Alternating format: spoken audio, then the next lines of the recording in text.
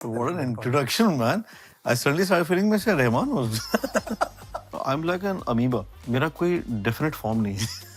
I don't think इस देश में कोई भी कॉलेज होगा जहाँ पे हमने परफॉर्म नहीं किया. मैं अगर पढ़ाई करके गाना गा सकता हूँ तो सब लोग गा सकते हैं. लोगों को ये शायद पता नहीं होगा कि मैंने मायरी लिखा है. गाना सबको पता होगा. गाना सबको पता. और मैंने तारसेम जिंदगी में कोई ऐसा गाना लिखा ही नहीं है, कोई ऐसी सिचुएशन लिखी नहीं है जो मुझे नहीं पता. Which is why I'm not in films. My music is my personal life. Everything I've written I know.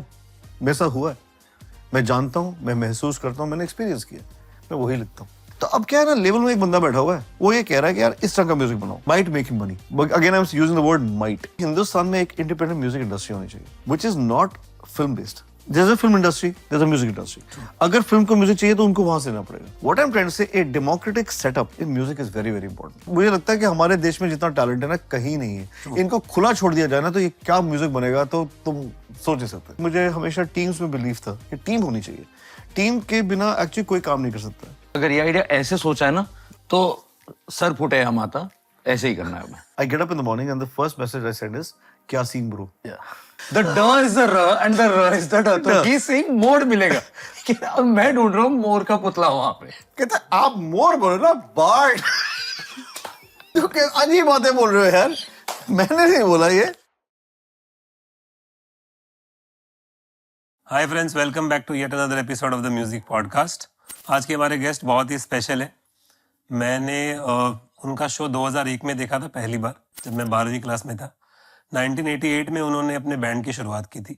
1998 में, पहले वो इंग्लिश में करते थे, फिर उन्होंने हिंदी में शुरू किया. 1998 में उन्होंने अपना पहला एल्बम और पहला सिंगल रिलीज किया था, और उसके बाद वो हाउस होल्ड नेम हो गए. इस 25 साल की जर्नी में उन्होंने बहुत कुछ किया है. उन्होंने काफ़ी सारे गाने रिलीज किए, काफ़ी सारे शो किए, तकरीबन 2000, मेरे ख्याल से उससे भी ज़्यादा. हर तरीके के शोज़ किए, एक्टिंग की है, डायरेक्शन किया है, कंपोज किया है फिल्म के लिए, मलयालम फिल्म के लिए. और उनके कुछ गाने इतने आइकॉनिक हैं जो generation over generation cross over हुए हैं. मायरी, धूम, फिर धूम, आना तो मेरी गली, न जाने और कितने सारे गाने. तो हम आज उस बैंड जिन्होंने पूरा रॉक बैंड कल्चर इंडिया में सेट किया, यूफोरिया, उनके फ्रंट मैन और साथ में एक क्वालिफाइड डॉक्टर पलाश सेन को आज पॉडकास्ट में इनवाइट कर रहे हैं. दादा, What an introduction, man. I suddenly started feeling मैं से रहमान हूँ. इतना काम तो. Thank you so much, Tarsim. Thank you दादा for coming. Thank you so much for calling me, Tarsim. मेरा और तेरा बहुत दिनों का रिश्ता है. मुझे पता नहीं था 2001 में तुमने मुझे देखा है, बट मैं जब से भी तुम्हारे बारे में सुना है, बस मैंने तारीफें सुनी है और मुझे पता है तुमने क्या काम किया. It's my pleasure, it's my honour to be here.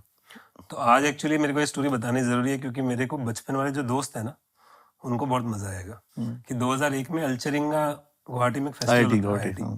तो मैं 12वीं में था, तो हमारे पास टिकट नहीं थी, क्योंकि उस टाइम कॉलेज के कुछ लिमिटेड पासेस होते हैं. तो हम सब दोस्त भगवान का नाम लेके जय श्री राम बोल के निकल पड़े थे. अच्छा. और हमने पता नहीं कैसे कैसे जुगाड़ करके हम अंदर घुसे. और आई रिमेम्बर माँ तुझे सलाम, yes, Vande Mataram and that entire act, white clothes, और DJ banging his head, and we were in just on. हमने बोला कि यार जिंदगी में कुछ करना है तो ऐसा ही कुछ करना चाहिए यार. That was like an inspiration for us. Thank you, sir. And I am so happy कि फाइनली आज मैं आपसे बात कर पा रहा हूँ. तभी बात करनी होती तो आराम से घुस भी जाते गेट के थ्रू. मुझे याद है Alcheringa, I remember there was like एक खाई सी थी, और है ना, और सब लोग बहुत ऊंचा था, और वो उसके अंदर थे. एंड अब सब तुम लोग सब उसके अंदर थे, और मैं अपने आप को, मैं भगवान को थैंक कर रहा था कि मैं वहां नहीं हूँ, मैं यहाँ पर हूँ, बिकॉज इट वाज अ खाई. बट यस, मैं ये भी कहना चाहता हूँ कि I think this country has been very very kind to me. Yeah I don't think इस देश में कोई भी कॉलेज होगा जहाँ पे हमने परफॉर्म नहीं किया. और ऐसा कोई भी कॉलेज स्टूडेंट नहीं है जो कि जैसे हमें शायद सुना नहीं है. और वही मेरी स्ट्रैटेजी थी कि पहले सबको म्यूजिक सुनाओ कॉलेजेस में, फिर वो कॉर्पोरेट्स में जाएंगे और हमें बुलाएंगे. और बस मैंने समझो ना, मेरे से एक गलती होगी, समझो मैंने कभी भी कपल्स को इनकरेज नहीं किया, तो वो अपनी शादी में नहीं मुझे बुलाते. बाकी तो I think corporates and colleges have everybody is called us. And I think 2001 में ये भी था कि इंडिजिनस कोई बैंड था नहीं. True. और अगर आप पूरी दुनिया में देखेंगे, चाहे वो रोलिंग स्टोन्स, बीटल्स, कोई भी हो, द हू हो, पिंक फ्लॉयड हो, bands are the only artist जिनकी एक बड़ी लॉयल फॉलोइंग होती है, जो कि इस चीज के लिए वेट नहीं करती है कि आप अच्छा क्या करेंगे बुरा क्या करेंगे, वो इस चीज के लिए वेट करती है कि आपका अगला गाना कब आएगा, आप क्या एग्जाम्पल सेट कर रहे हो, आप क्या पहन रहे हो, आप क्या कह रहे हो. आई थिंक मैं सिंस स्कूल में ऐसे ही था कि मुझे हमेशा टीम्स में बिलीव था कि टीम होनी चाहिए, टीम के बिना एक्चुअली कोई काम नहीं कर सकता. और शायद इसी वजह से मैंने इस बैंड को आगे लेकर गया, एंड आई एम हैप्पी कि I have encouraged lots of people including the best artist and event manager in the country. It's you. मैं ये बात तेरे पीछे ही बोलता हूँ कि इससे अच्छा मैनेजर नहीं है इस देश में. मेरा खुद का मैनेजर भी ये बात बोलता है. तो मैंने अगर तुम सबको किसी लेवल पे इनकरेज किया है तो बड़ी अच्छी बात है, because I think how you told me that people who are doing something new, उनको अपने से छोटों के लिए कोई ना कोई एग्जाम्पल सेट करना चाहिए. वो मैंने किया. मैंने एक और एग्जाम्पल सेट किया. मैं तेरे पूछने से पहले ही बोल देता हूँ कि मैं ये भी बात सबको बोलता हूँ कि मैं अगर पढ़ाई करके गाना गा सकता हूँ तो सब लोग गा सकते हैं, और जो भी कर सकते हैं. उसका कारण ये है कि मैंने जब मेरे पेरेंट्स से देखा कि मैं बहुत म्यूजिक में इंटरेस्टेड हूँ, सो दे ऑलवेज टोल्ड मी कि यार आप पहले पढ़ लिख जाओ, फिर आपकी जो मर्जी है करना. मेरे डैड ने बहुत अच्छी बात बोली थी. मैंने कहा बट पढ़ाई से क्या फर्क पड़ता है. He said education doesn't make you rich और famous, but it helps you make the right choice. So it gives you the ground to be able to decide, Absolutely. do reasoning and everything. Absolutely. So I hope some people are taken वहाँ से भी कोई थोड़ी सी inspiration मिली हो. तो लोग पढ़ाई भी कर रहे हैं, और जैसे मेरी माँ कहती है तुमने एक सीट बर्बाद कर दी, बट ऐसा आई होप ऐसा लोग सोचते नहीं. बट आपने प्रैक्टिस भी की है. मैं अभी भी करता हूँ. हाँ, अभी भी करता हूँ. अभी करता हूँ. तो मेरा एक्चुअली पहले 2-3 सवाल जुड़े हुए हैं. आपने आधा तो आंसर दे दिया कि बहुत कम ऐसे बैंड हैं जिनके मान लीजिए आपने तकरीबन 30-40 गाने किए अगर आप सब मिलाओ. नो, अगर आप सब कुछ मिलाओगे तो हमारे तो एक ही एल्बम में 14 गाने होते हैं. 14 गाने तो सो अब 8 एल्बम हो गए हैं, तो that straight away goes to मान 100. लीजिए 125 गाने किए हमने. नहीं, उससे भी ज्यादा किए हैं. बहुत ज्यादा किए हैं. See that is the thing. क्या है तारसिम, अगर आप एक इंडिपेंडेंट म्यूजिशियन हो, हमारे देश में सारा तवज्जो ही रहता है फिल्म के लिए. अगर आप एक इंडिपेंडेंट म्यूजिशियन हो, जो कि मैं पहले दिन से हूँ, तो आपके ऊपर इतनी ना अटेंशन होती है और ना आपके ऊपर उतना प्रेशर होता है. प्रेशर यही होता है कि किसी तरह से अपना म्यूजिक सुनवाओ. तो अभी यूफोरिया के पास हमने रिलीज गाने जो हैं, कम से कम इस समय कोई 150-160 होंगे. और जो मैंने लाइक किसी और के लिए गाए हैं, जिंगल्स गाए हैं, गाने गाए हैं, और जो जिसमें मैं आई वाज अ पार्ट, या फिर मैंने गवर्नमेंट के लिए बनाए हैं या फिर कॉर्पोरेट्स के लिए बनाए हैं, सब कुछ मिला लेंगे तो विल बी अबाउट 250. इतने गाने हम लोगों ने पिछले 25 साल में बनाए हैं. और मुझे अभी भी लगता है कि बहुत सारे गाने जो बना के, कम से कम 100-150 गाने तो ऐसे होंगे जो कि हमने रिलीज ही नहीं किए. तो प्रोलिफिक वी आर. और मुझे ऐसा लगता है कि उसी से you can keep on making new stuff. तो मैं गाना बनाना नहीं बंद करता हूँ. मैं हर दिन कुछ ना कुछ बनाता हूँ, कुछ ना कुछ लिखता हूँ. उसमें से बहुत सारे, जैसे फॉर एग्जाम्पल हमारी लास्ट एल्बम में सेल है, हमारे पास ओरिजिनल लिस्ट थी अबाउट 25 सॉन्ग्स कि हमने ये 25 गाने में से हमें चूज करना है. Eventually we choose 7. तो उस तरह का रिसाइकलिंग होती है, उस तरह के एक्चुअली क्रिएटिविटी चलती है. तो एक्चुअली जैसे मायरी आया था, तो मेरे ख्याल से मेरी एज के जितने भी बच्चे थे, उन्होंने कभी ना कभी तो सोचा ही होगा कि यार ट्रेन में हमको भी कोई मिले, है ना. तुम्हारी एज नहीं, हर एज के मतलब उस जब हम मतलब 12वीं में थे या 13वीं में थे. अभी लेकिन तो हर आदमी ना गानों को याद नहीं रखता, गानों से रिलेटेड सिचुएशंस को याद रखता है, अपनी लाइफ की मेमोरीज को याद रखता है. अभी बहुत कम ऐसे बैंड्स हैं या बहुत कम ऐसे आर्टिस्ट हैं जो जनरेशंस को याद करा पाते हैं, वो सारी चीजें रिलेट करा पाते हैं. वो उसका कारण ये है कि एक तो म्यूजिक इंडिपेंडेंट है, तो तुम एक्चुअली सोच रहे हो from the perspective of a person. और मैंने तारसिम जिंदगी में कोई ऐसा गाना लिखा ही नहीं है, कोई ऐसी सिचुएशन लिखी नहीं है जो मुझे नहीं पता. Which is why I'm not in films. मुझे पूरा का पूरा कॉन्सेप्ट बड़ा अजीब सा लगता है कि किसी और का विजन है, किसी और का थॉट है, किसी और की डायरेक्शन है, करके अब इसके ऊपर गाना बनाओ. मुझे ऐसा लगता है कि music is independent, music is free. आप वो चीज लिखिए जो कि आपको पता है और आपके ऑडियंस तक पहुंचेगी, क्योंकि वो भी आप जैसे ही हैं. इस देश का सबसे बड़ा मतलब जो सारा भार है ना तारसिम, वो मिडिल क्लास पे है. क्यों? क्योंकि जिनके पास बहुत ज्यादा पैसा होता है उनको फर्क नहीं पड़ता, और जिनके पास कुछ भी नहीं होता है उनको भी फर्क नहीं पड़ता. तो this country is being run by the middle class. और जो मिडिल क्लास की एस्पिरेशंस, एम्बिशंस, रोमांसेस, जो भी होता है ना, वो एक मिडिल क्लास वाला ही समझ पाएगा। मैं मिडिल क्लास हूँ, मेरे पेरेंट्स डॉक्टर्स हैं, मैं खुद भी डॉक्टर हूँ, और मैं 17 जनरेशन से डॉक्टर हूँ। हमारी फैमिली सेन जो है, वी आर 17 जनरेशन से डॉक्टर, मैं 17th जनरेशन हूँ।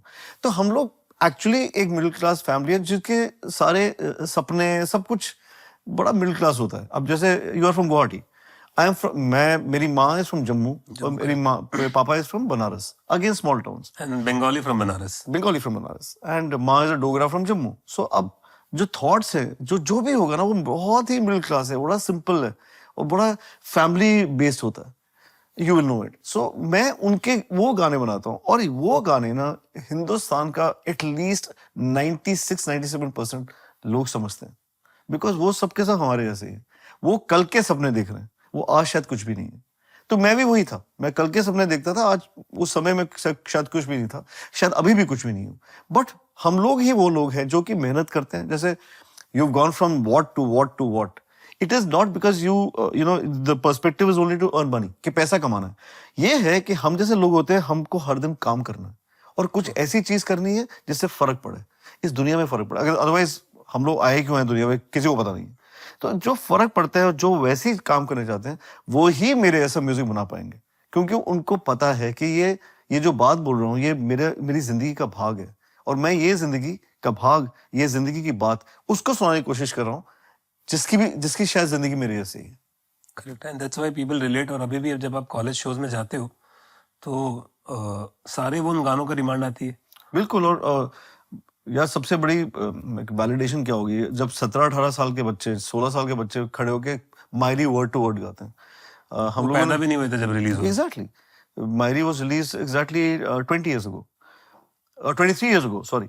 नाउ अभी लास्ट अभी हम लोग 25th एनिवर्सरी का टूर कर रहे हैं जी। तो जो भी लोग आ रहे हैं वो हार्डकोर यूफोरियंस आ रहे हैं, जो कि हमारे गाने, मतलब ऐसे गाने डिमांड करें कि हमारी फटरी है, हम लोग क्या करें, हमने ये गाना तो रिहर्स कर नहीं रखा। तो उस समय समझ आता है कि जो हमने लोगों के दिलों में जगह बनाई है, it is permanent. And you know, elder brothers are getting their younger brothers और sisters, parents are getting their kids are coming, you know. So आजकल ऐसा हो गया, last show in Hyderabad I broke down a crowd which was primarily between the ages of say 20 and 30। उन्होंने हमारा जो शायद इतना बड़ा गाना नहीं है जो लोगों को पता है, महफूज, पूरा का पूरा महफूज गा दिया।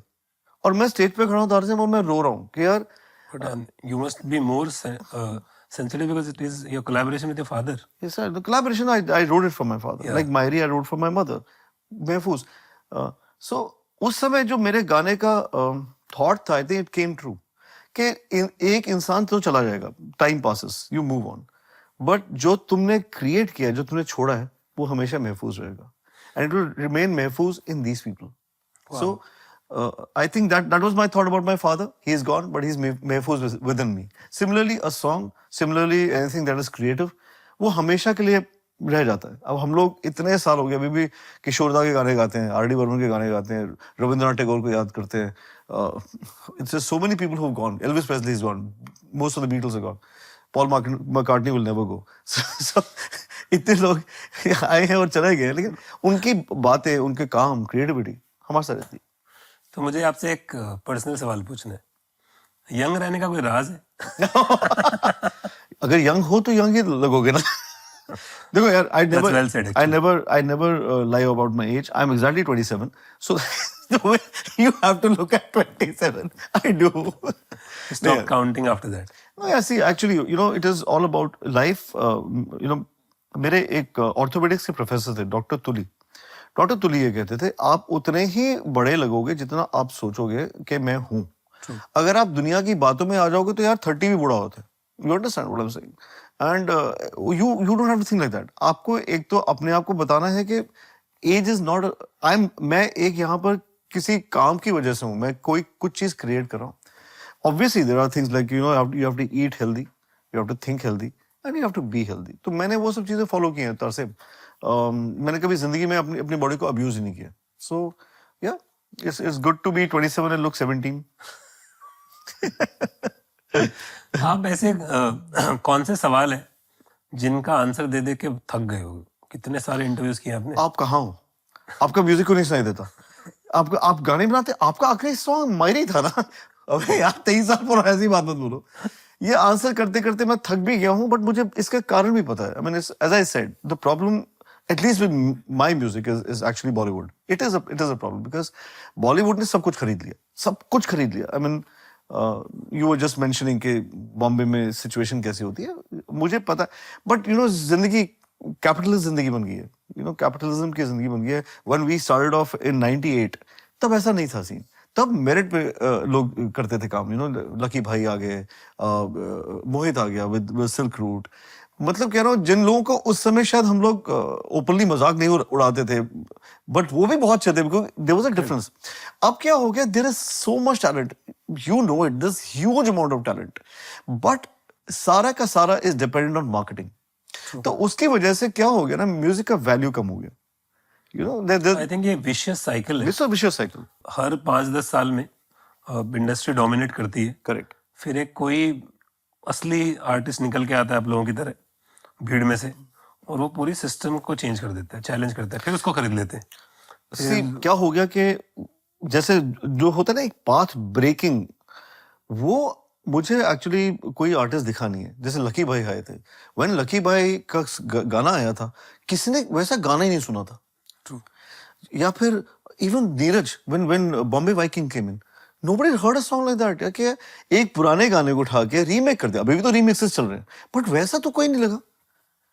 मेरे ख्याल से अभी recently, I don't know whether you heard, AP Dhillon is one Yeah, of person. course, AP Dhillon, I've heard. He is really big and he is not signed to any label, Yeah, no yeah. film, nothing. And that's an amazing story. It's an amazing story. AP के बाद actually और बहुत सारे, रियाड़ साहब एक नाम है, हाँ, एक शुभ है, ऐसे तकरीबन। बट तुम देखोगे प्राइमरली ये सब पंजाबी हैं। हाँ, And Punjabi music in this country, Tarsim, has a very, very strong base. It is the only music, besides maybe Tamil music or Telugu music, सबसे strong base, even Hindi music से ज़्यादा strong base actually पंजाबियों का। Because वहाँ पे क्या हो जाता है कि when you make a Punjabi song ना, Punjabis will buy it, they will hear it। तो वहाँ पे competition का कमाल करके उनको कुछ फर्क करना ही पड़ेगा।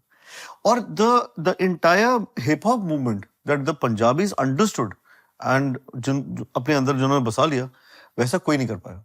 अगर देखा जाए तो चाहे वो एपी ढिल्लों है या फिर जितने भी जो लेटेस्ट शुभ जैसे जो लोग हैं, जो कि लेटेस्ट पंजाबी लोग हैं, they all following the hip hop completely. और जो वर्ड्स बोल रहे हैं वो ठेठ बोल रहे हैं। या तो जो बंदे हैं जो कि पिंड में बैठे हुए हैं, वो कहेंगे यार तो अपना बंदा है, बट जो म्यूजिक है वो उनका नहीं है, लेकिन तब भी उनका कनेक्शन है बिकॉज द लिरिक्स। राइट। ये कोई नहीं कर पाया। आपको क्या लगता है यूफोरिया ऐसा कैसे बना? बिकॉज आप देखोगे हर गाने में फोक एलिमेंट होता है। यस, राजा रानी, सब काफी सारे गाने में हैं। सब में कोई ना कोई फोक एलिमेंट आएगा। रिसेंटली हमने अपना गाना निकाला खामखा, उसके अंदर मैंने तमिल यूज किया। तो what people are understand, see the thing is this Tarsem, there is a lot of hard work that goes into songs. मैं ये नहीं कह रहा हूँ कि मेरा सबसे अच्छा म्यूजिक है, बट ये भी नहीं कह रहा हूँ कि मेरा सबसे खराब म्यूजिक है। उस म्यूजिक को एक प्लेटफॉर्म देने के लिए मेरे पास जरिया नहीं है, क्योंकि कोई और डिसाइड कर रहा है कि मैंने किस तरह के म्यूजिक बजवाना है, किस तरह के म्यूजिक मैंने प्रमोट करना है, किस तरह के म्यूजिक मैंने लोगों तक पहुंचाना है। वो उसकी विश हो गई है। What I am trying to say, a democratic setup in music is very very important. Where if you know about, everybody keeps talking about the 90s, what was the greatest thing about the 90s? हर तरह का artist था। बाबा सेगल था, अलीशा चेन्नई थी, euphoria था, silk route था, lucky Ali था, Bombay Viking था, Shweta Rao, Sunita all Rao, these guys, Alisha, Alisha. Naida. everybody had a different thing to offer. या वो चाहे अच्छा था बुरा था मुझे नहीं पता, but everybody had a different thing to offer. अब क्या हो गया ना, the main control has gone into primarily the films and the labels. तो अब क्या है ना, लेवल में एक बंदा बैठा हुआ है, वो ये कह रहा है कि यार इस तरह का म्यूजिक बनाओ। अब वो चीज will it make sense or will it break anything or not, I don't know, but it might make him money. But again I'm using the word might.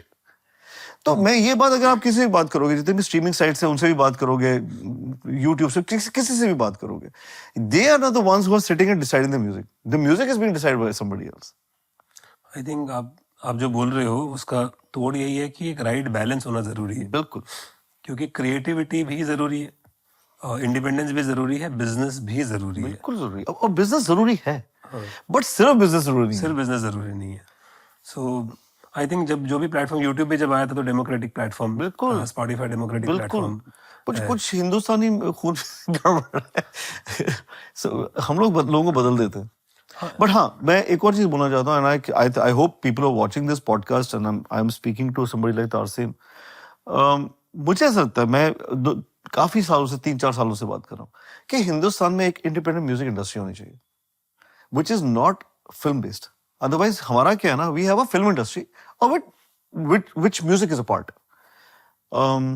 अब उस हायरार्की में म्यूजिक कहाँ स्टैंड करता है I think you know as well as I मेरे ख्याल से धीरे धीरे काफी बन भी रही है और काफी चेंज भी हुआ है।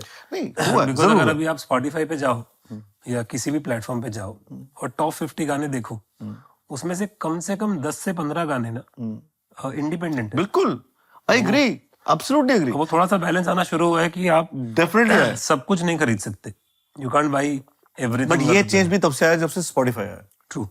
उसके पहले नहीं था। स्पॉटिफाई ने आया है आके डेफिनेटली एक शिफ्टिंग ऑफ बैलेंस कर दिया है बट तब भी मुझे ऐसा लगता है कि यार देश शुड भी जैसा मैं कहूंगा हमेशा अमेरिका जैसा है जैसे फिल्म इंडस्ट्री जैसे म्यूजिक इंडस्ट्री। अगर फिल्म को म्यूजिक चाहिए तो उनको वहां से लेना पड़ेगा। यहाँ पे क्या कि तुम खुद ही बनवा रहे हो ना और वो यार तारसेम यू आल्सो नो इट क्या हमारे पास एक्चुअली बहुत लंबी बात है, बहुत लंबी इस पे बात शुरू करेंगे तो हमारी रात भी जाएगी क्योंकि नहीं 4-5 पॉडकास्ट हो जाएंगे हाँ, क्योंकि जो कल्चर है इंडिया में वो कल्चर म्यूजिक आया ही फिल्मों के थ्रू था। करेक्ट तो हमको देखने की आदत थी, करेक्ट सुनने की आदत ही नहीं थी। करेक्ट अब आपकी 25 साल की जर्नी है और 25 साल का भी टूर कर रहे हो, तो अगर मैं आपसे पूछूं कि करेंटली आप अपना दिन कैसे बिताते हो, what are the things which you do currently, what are the projects which you are working on currently, what can we see in the coming days? So bro मेरा दिन बहुत लेजी है अनलेस वी आर वर्किंग। मेरा बहुत ही lazy दिन है। मैं मतलब एटलीस्ट एवरीबॉडी नोज कि मैं I am not anti social I am a social. मैं ज़्यादा लोगों से मिलना मुझे अच्छा नहीं लगता। मैं बहुत कम लोग हैं जिनकी मैं इज्जत करता हूँ प्यार करता हूँ, you one of them.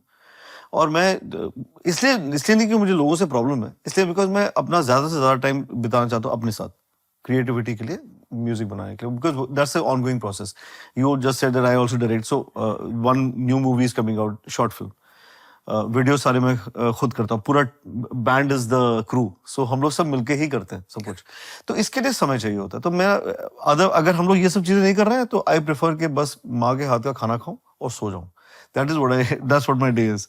Otherwise it's a very hectic day. And again मतलब जैसे उठ के सबसे पहले मैं प्रार्थना करता हूँ, I pray and then slowly I only eat 2 meals in a day. मैं एक इंटरमिटेंट फास्टिंग करता हूँ 14-15 घंटे की, एंड एक मैं हर दिन एक्सरसाइज जरूर करता हूँ. That is something I do as a routine. I don't attend parties, you will not see me at any party. बहुत कम दोस्त हैं, बस ये दैट्स माय डे. ऐसा भी normal, it's a normal family life. That's it. And life must be the maximum time consuming currently. No, it is the only time. See, देख, हम लोग जब जो भी म्यूजिक बना रहे हैं वो अपने लिए बना रहे हैं, correct.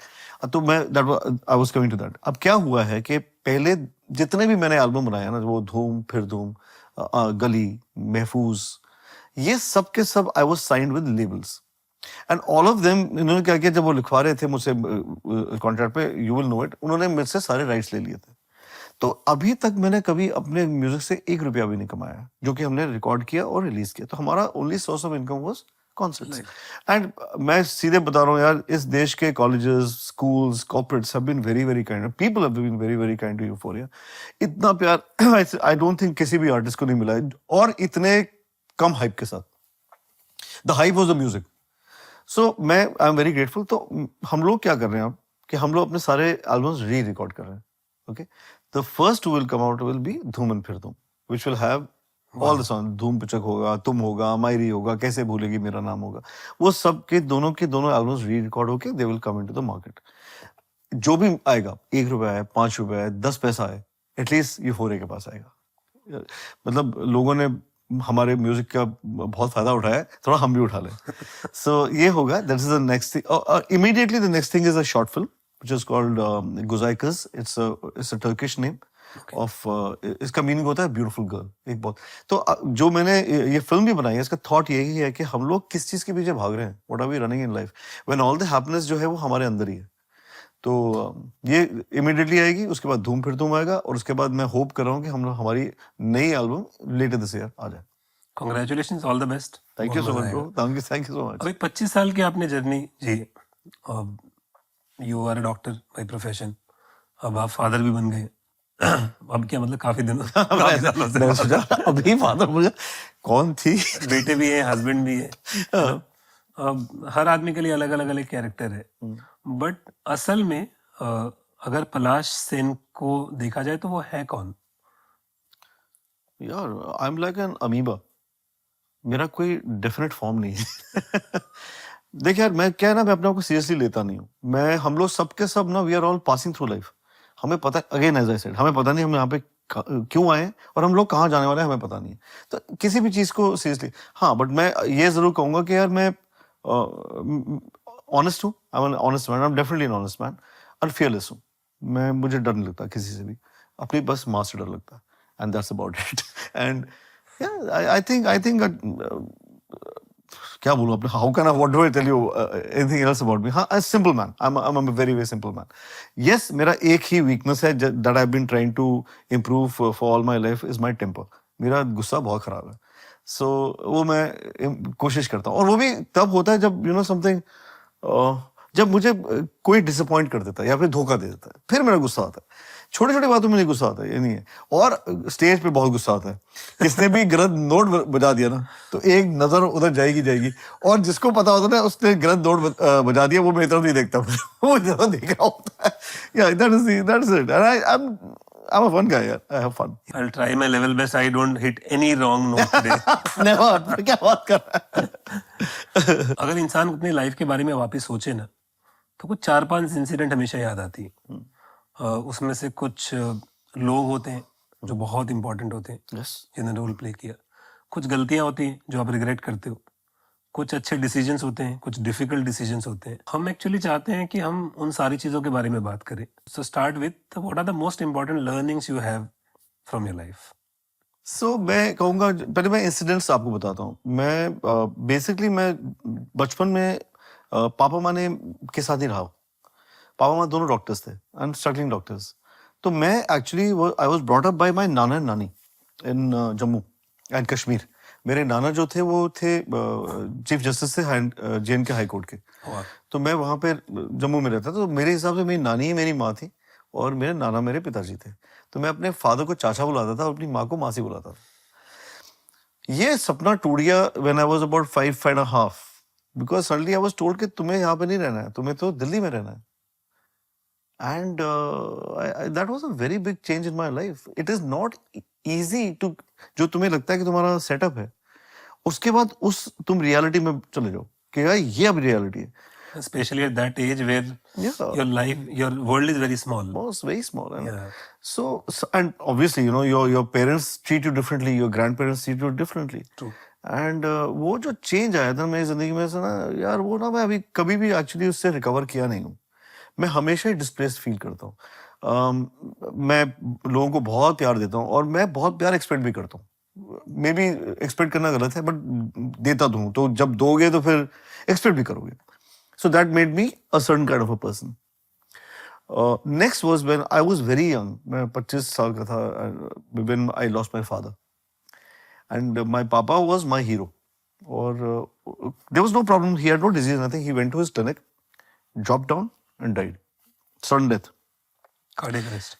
cardiac arrest, and it was, मतलब ये it's a saintly way of dying. हम अगर जब भी हम जाएं तो हम ऐसे ही जाएं, मैं तो होप करता हूँ। बट मेरे लिए तो मतलब इट वाज द, क्या बोलूं, the end of the world. That was the second incident. And इससे क्या हुआ, एक तो मैं थोड़ा ज्यादा रिस्पॉन्सिबल भी बन गया, एंड अगेन जो वो इमोशनल इनसिक्योरिटी थी वो फिर से वापस आ गई, यू नो, फिर से इमोशनल इनसिक्योर हो गया। और शायद इस वजह से भी मैं लोगों से थोड़ा दूर रहने लगा, यू नो, मैं आइसोलेटेड, बिकॉज मुझे ऐसा लगा कि मैं इतना अटैचमेंट करके क्या किया मैंने, ये तो चले गए, you know. But at 25-26 you don't think spiritually, Yes. You know, तुम तब हार्ड फैक्ट्स की तरफ देखते हो। और जिससे मेरा कुछ करियर नहीं था, I was just a doctor, recently graduated doctor. This was the second incident जो कि मुझे लगता है कि it's a very very significant. I was around 29-30 when my son was born. और जब ऑपरेशन थिएटर से मेरी माई गायनेकोलॉजिस्ट थी, तो वही लेके बेबी को बाहर उन्होंने मेरे हाथ में दिया, तो मैंने किंशुक को देखा और मुझे आई थिंक हम सबको शायद होता है, मुझे पहली बार ये सब बात समझ आई कि ये जिंदगी तो चलेगी, तो मुझे अब इसको अच्छा बनाना है, यू नो। और ये मेरी जितनी भी इनसिक्योरिटीज हैं, जो भी हैं, they should not be passed on to him and I have to make a life. That was the third incident.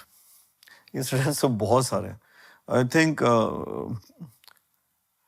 fourth incident would be, I would think about it very, which was a line, which was series of lot of incidents. मेरे bandmates के साथ बहुत सारे issues हो गए थे, you know, because क्या हुआ कि यूफोरिया जब फेमस हुआ तो सबसे ज्यादा फेमस मैं हो गया और लोगों की ये बात पसंद नहीं है, मेरे बैंड वालों को, और उनको भी इसलिए पसंद नहीं है कि उनके घर वाले बोल रहे हैं ना, किसी बीवी कह रही है कि यार वो पलाश ही तो दिखता है, तुम कौन हो। किसी गर्लफ्रेंड ने बोल दिया कि यार तुम तो दिखे नहीं इस वाले वीडियो में, और व्हाटएवर, इंटरव्यू में क्यों नहीं थे तुम। It is not logistically possible, जबकि Tarsem you will not believe it, but मैंने कभी भी, there was no discrimination in finances, सबको इक्वल अमाउंट मिलता था।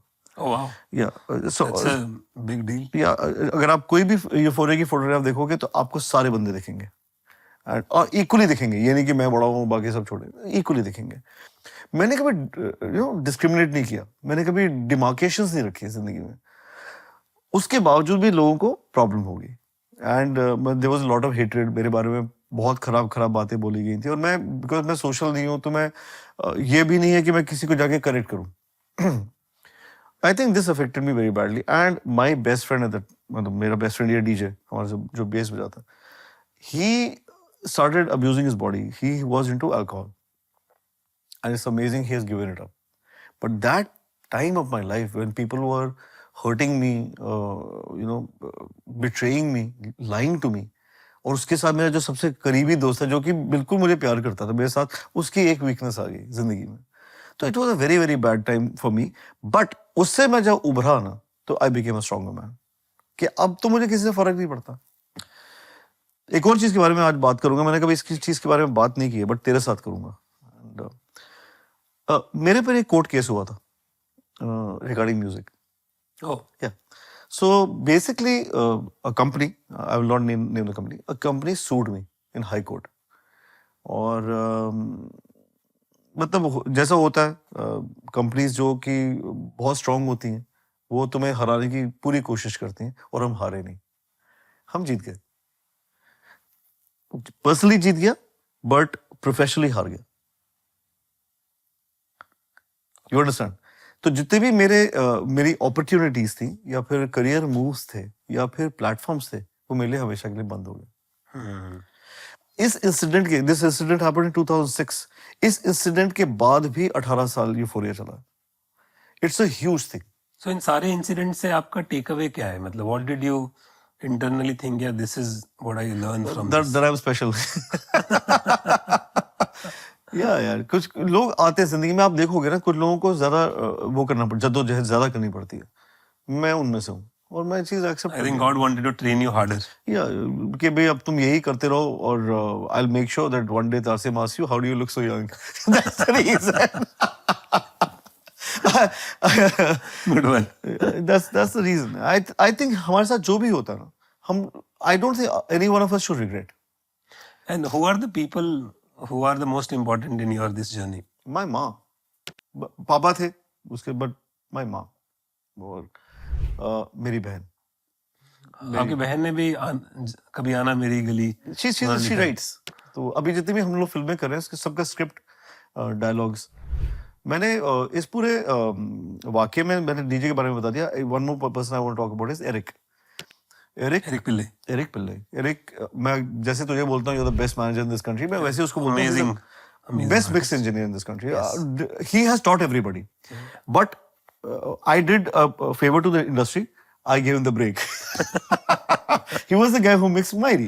That's how his career really started off. And होता है ना यार दरअसल जिंदगी में, आप बहुत सारे लोगों को बहुत सारी अपॉर्चुनिटीज देते हैं, but gratitude is not coming in touching feet and से अरे आप तो भगवान, that is not gratitude. It's all internal. वो दिख जाता है और मेरे से बंदे देखो तो जरूर दिखता है, you no.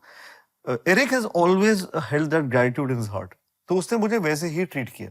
you know, in my life. And मतलब he is truly the saint sinner. He started off as the sinner and now he's become the saint. तो मैं उसकी जर्नी देख के I'm very very impressed.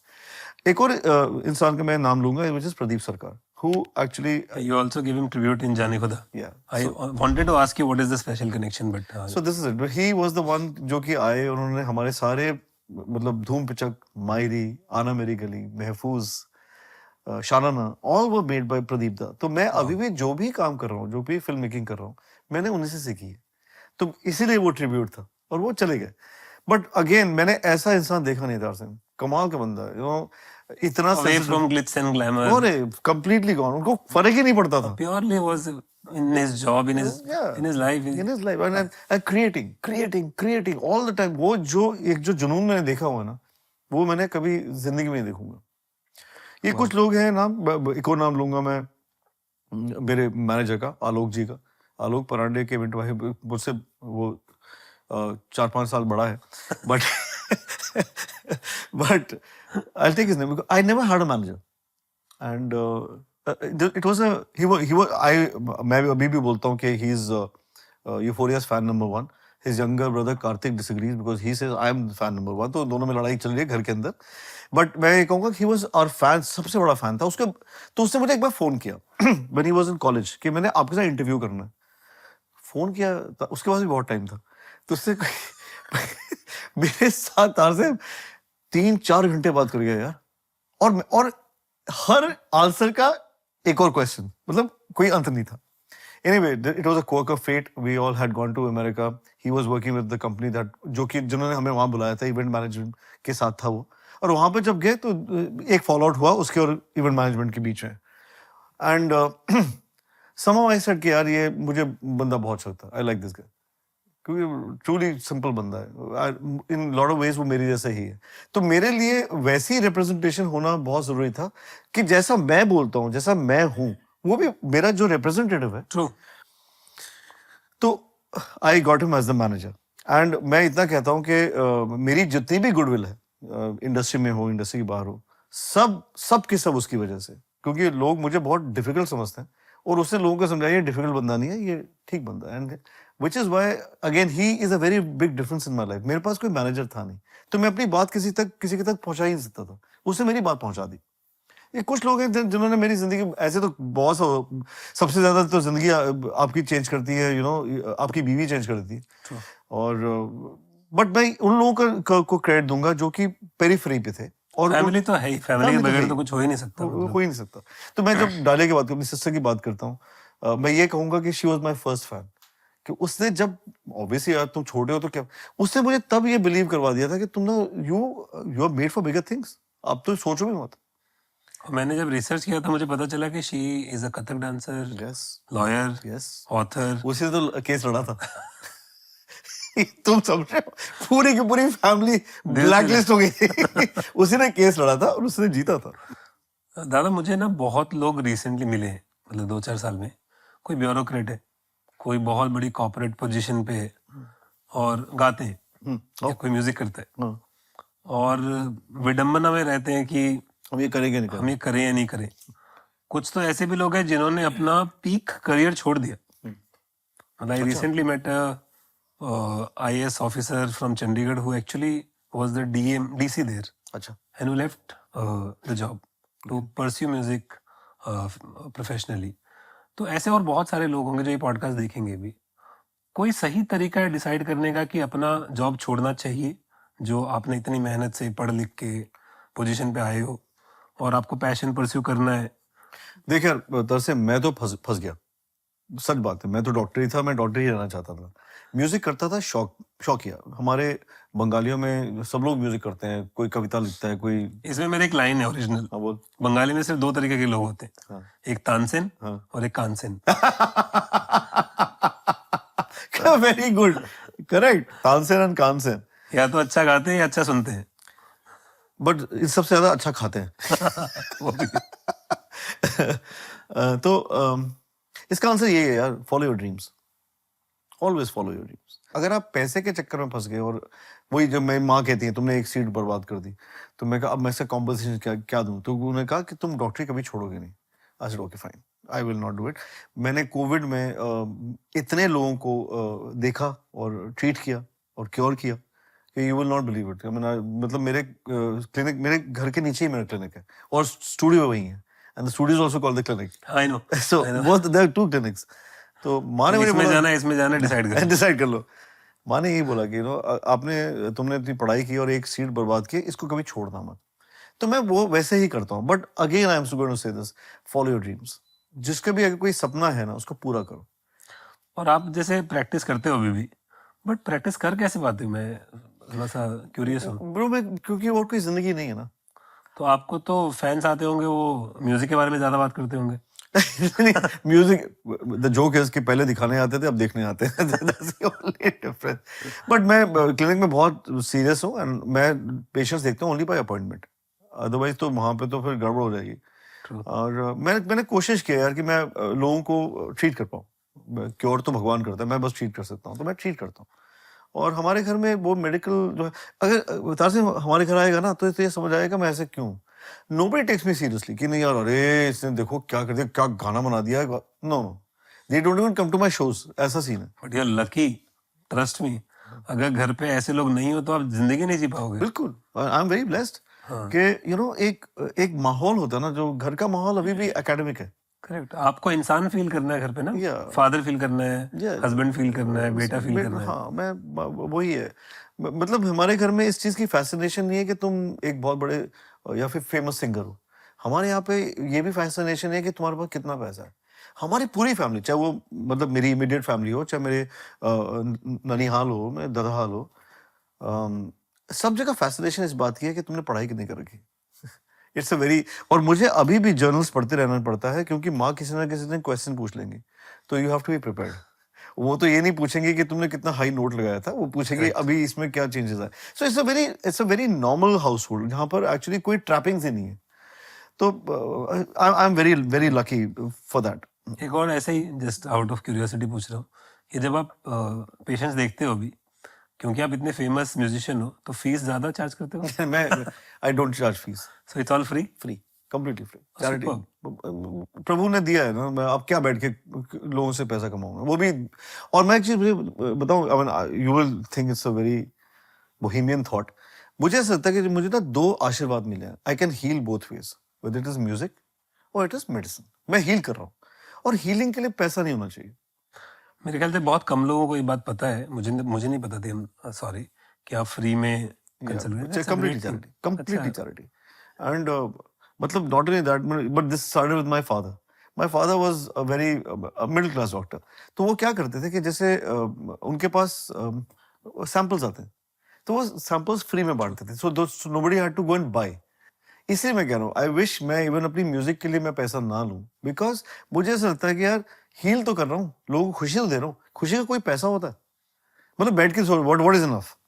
कोई भी नहीं. The prices are being decided by somebody else, is a fact.